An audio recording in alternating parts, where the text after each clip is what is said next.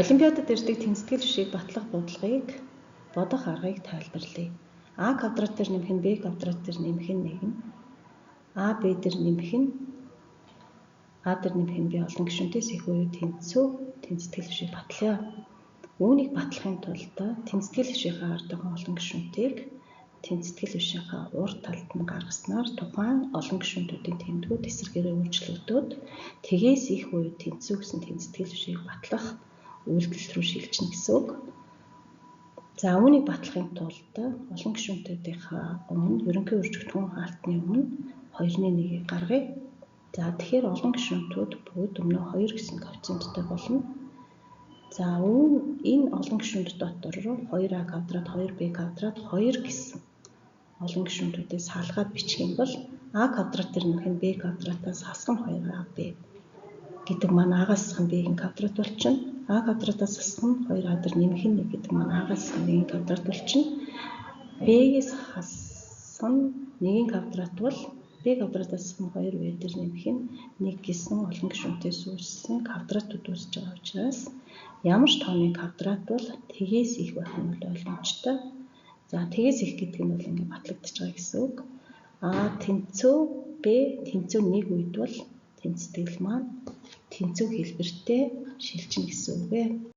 За дараагийн бодлого маань 2x квадрат y квадратаас хасах нь 2xy хаалтан дотор x дээр нэмэх нь y дээр нэмэх нь x квадрат дээр нэмэх нь y квадрат нь тгээс их гэдгийг бол батлах бодлого байгаа. За үүнийг батлахын тулд мэдээж бид нар хаалтаа задлах ёстой. За хаалтаа задлах юм бол 2xy-ийг гүрчгэн x дээр нэмэх нь y гэдэг маань хаалтаа задлахаар 2x-ийн квадрат y.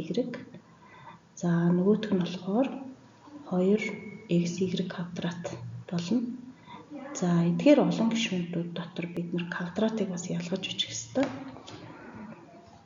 За эндээс ингээ харах юм бол x квадратаас хасах нь 2x-ийн квадрат y дээр нэмэх нь x квадрат y квадрат гэдэг маань x-ээс хасах нь y-ийн квадрат болж байгаа учраас энийг бид нар x-ээс хасах нь y-ийн квадрат гэсэн хэлбэр рүү шилжүүлье.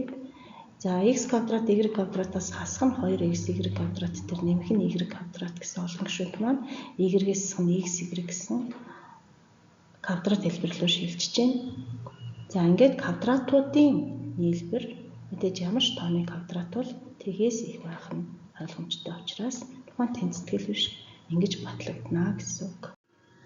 За дараагийн бодлого маань А-гийн дөрвөн зэрэгтээр нэмэх нь Б-гийн дөрвөн зэрэгтээр нэмэх нь С квадрат дээр нэмэх нь 1 олон гишүүнт маань 2А гүрчгэн хаалтан дотор А Б квадратаас хасах нь А дээр нэмэх нь С дээр нэмэх нь 1 олон гишүүнтээс их буюу тэнцүү гэдгийг батлая. За үүнийг батлахын тулд хаалтны гадна талд байгаа 2А-гаараа хаалтан дотор байгаа олон гишүүнтийг гишүүнчлэн үржүүлээд тэнцэтгэл бишийнхаа урд гаргаж бичсэн байгаа. За өөрөөр хэлбэл тухайн тэнцэтгэл биш маань тгээс их буюу тэнцүү гэдгийг хэрвээ батлах юм бол тэнцэтгэл биш маань батлагдана гэсэн үг ээ. За олон гишүүнт болгосныхоо дараа тухайн олон гишүүнтэй ямар нэгэн тооны квадрат хэлбэр рүү шилжүүлэх байдлаар байрлалыг сонгож байрлуулсан байгаа. А-гийн дөрвөн зэрэгтээс хасах нь 2А квадрат, Б квадрат дээр нэмэх нь Б-гийн дөрвөн зэрэг гэдэг маань А квадратаас хасах нь Б квадратын квадрат гэдэг хэлбэр рүү шилжсэн байгаа. А квадратаас хасах нь 2АС дээр нэмэх нь С квадрат гэдэг маань А-гаас хасах нь С-ийн квадрат байгаа. А квадратаас хасах нь 2А дээр нэмэх нь 1 гэж олон гишүүнт маань А-гаас хасах нь 1-ийн квадрат байгаа. За эндээс ингээ харах юм бол тухайн олон гишүүнт маань дандаа квадратуудын нийлбэр байгаа. Ямар нэгэн тооны квадратуудын нийлбэр бол тгээс их байх нь ойлгомжтой. За ямар тохиолдолд бид нар тэнцэх вэ гэхээр тухайн А, Б, С гэсэн хувьсгчуд маань нэгтэй тэнцэх үед тухайн тэнцэтгэл биш маань тэнцэтгэл хэлбэртэй шилжинэ гэсэн үг ээ.